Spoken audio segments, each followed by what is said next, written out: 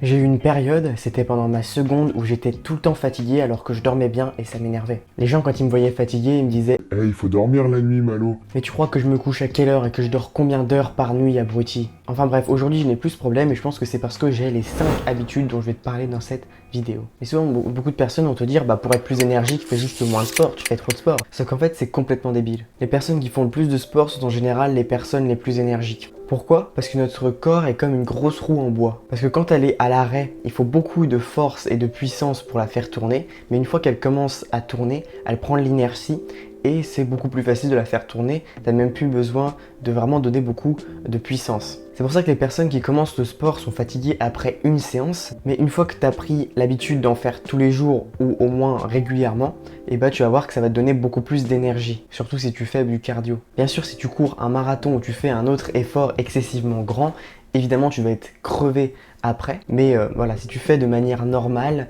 normalement ça va juste te donner plus d'énergie. Et tu vas voir qu'au bout d'une ou deux semaines à faire des séances de sport normales et raisonnables, tu vas être beaucoup plus énergique en seulement une ou deux semaines. Mais juste avant que je te donne les habitudes, laisse-moi me présenter. Moi c'est Malo, t'es sur la chaîne MaloDeka et sur cette chaîne mon but est d'aider un maximum d'hommes à améliorer leur vie, donc améliorer leur santé physique et mentale ainsi que leur productivité. Donc si t'es intéressé, n'hésite pas à t'abonner. Alors du coup la première habitude cool de source, évidemment le sport. C'est un peu évident avec ce que j'ai dit avant. Alors du coup tu vas peut-être me dire quel type de sport faire pour privilégier l'énergie. Alors pour moi, pour privilégier une bonne énergie, il faut faire du cardio en zone 2. Le cardio en zone 2, c'est du cardio où tu respires plus fortement que la normale, mais tu peux quand même tenir une conversation. C'est du cardio justement, plus d'endurance que tu vas pouvoir tenir sur 1 heure ou 2 heures. Moi j'en fais une fois par semaine le dimanche et c'est une de mes séances préférées parce que c'est vraiment celle qui me donne un meilleur impact sur ma santé mentale et mon énergie. Après, si tu veux plus de détails sur un programme de sport justement qui améliore ta forme physique et donc ton énergie,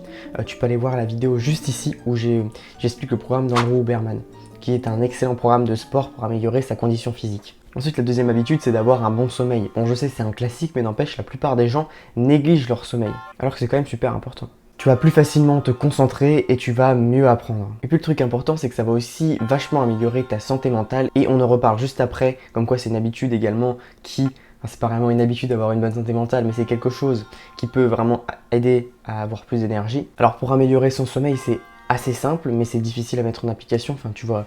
Bref, je vais pas refaire la distinction entre simple et facile, mais pour avoir un meilleur sommeil, retiens juste, couche-toi et lève-toi à la même heure, et des heures raisonnables, pas des heures trop tôt ni trop tard. Même le week-end, parce que il se fait que même si tu te décales un peu le week-end, ça perturbe ton rythme circadien, ce qui va empirer ton sommeil. Mais bon, si tu veux vraiment te décaler, tu peux te décaler de une heure max, voire 2 heures. Ensuite, utilise la lumière pour régler ton sommeil. Expose-toi énormément à la lumière le matin et expose-toi à très peu de lumière le soir. Et aussi ce que tu peux faire s'il y a trop de bruit dans ta maison, c'est mettre des bouchons d'oreilles. D'ailleurs cette nuit je les ai pas mis et j'ai été énormément perturbé par le bruit dans ma maison. Je t'ai réveillé 3 fois. C'est bon pour toi? Est-ce que c'est bon pour vous? Enfin bref, c'est les conseils vraiment en vrac qui me viennent à l'esprit. Mais j'ai fait encore une fois une vidéo complète sur le sommeil, donc je te conseille d'aller la voir si tu as vraiment envie d'améliorer ton sommeil. Alors ensuite, prochaine habitude, c'est d'avoir une bonne santé mentale. Encore une fois, c'est pas une bonne habitude, je l'ai teasé un peu. Mais bref, alors c'est vrai que du coup, c'est beaucoup moins classique qu'avoir un bon sommeil. On passe un peu du coq à l'âne. Je donne un conseil ultra bateau pour un conseil ultra bizarre.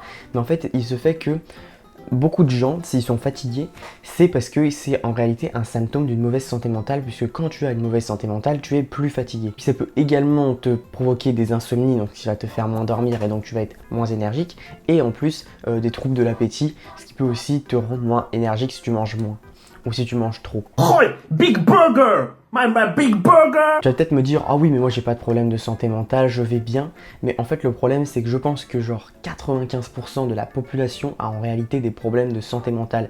Et ça, tu peux le voir, par exemple, si tu as une habitude, une addiction que tu n'arrives pas à te défaire. Ça, c'est par exemple un syndrome d'une mauvaise santé mentale.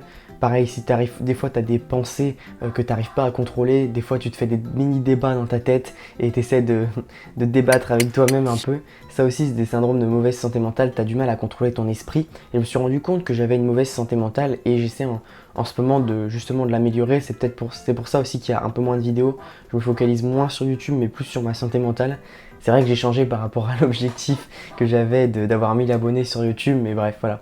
Je suis assez frivole dans mes objectifs, mais bon, c'est pas le sujet. Et pour améliorer ta santé mentale, il y a 2 habitudes clés. Donc en gros, c'est plutôt ça les habitudes. C'est pas avoir une bonne santé mentale, mais c'est faire ces habitudes-là. C'est la méditation et la gratitude. Alors j'ai parlé moult fois de méditation et de gratitude sur ma chaîne YouTube. Alors la méditation, tu te concentres sur ta respiration pendant une certaine durée de temps. Et dès que tu perds ta respiration, le but c'est de se reconcentrer sur ta respiration. Et la gratitude, tu peux le faire de 2 manières. Soit tu envoies un message de gratitude à un de tes proches, soit tu écris dans un journal les choses dont tu es reconnaissant. Encore une fois, si tu peux aller voir cette vidéo là sur la santé mentale pour plus de détails sur ces 2 habitudes et puis sur la santé mentale en général. Mais j'ai prévu de faire une vidéo prochainement sur la santé mentale justement parce que je suis en train de l'améliorer moi-même, de faire un espèce de guide pour améliorer sa santé mentale. Donc sois patient, ça va arriver. Ensuite, pour être plus énergique, la 4e habitude c'est d'être productif. Alors encore une fois, c'est un peu une habitude tirée par les cheveux, mais compare ton niveau d'énergie après une journée de glande et après une journée productive. Après une journée de glande, en général, tu te sens fatigué. C'est paradoxal parce qu'en général, quand tu fais une journée de glande, c'est une journée de repos où tu te reposes. Mais le truc, c'est que ça vient du momentum. Le momentum, ça peut se traduire par l'élan. Quand tu fais plein de trucs productifs dans la journée, bah t'as l'élan d'encore refaire des trucs productifs. Alors qu'à l'inverse, quand tu passes une journée de glande, bah t'as toujours envie d'en faire moins. Moins t'en fais, moins t'as envie d'en faire. Et plus t'en fais, plus t'as envie d'en faire. C'est les principes de cercle vertueux, cercle vicieux et tout. Mais en gros, je pense que t'as déjà remarqué qu'à la fin d'une journée d'école, par exemple, une journée normale d'école, pas la rentrée parce qu'en général c'est le premier jour, c'est compliqué, pas en fin de période parce que t'es fatigué, mais voilà. Imaginons dans une journée d'école idéale, quand tu rentres, t'es moins fatigué que quand t'as passé une journée de glande. Du coup, comment être plus productif? Alors pour moi, la meilleure technique, c'est de se faire un planning heure par heure des choses que tu vas faire. Tu peux faire aussi une to-do list, mais c'est moins efficace pour moi les to-do list parce que tu peux toujours procrastiner avec les to-do list.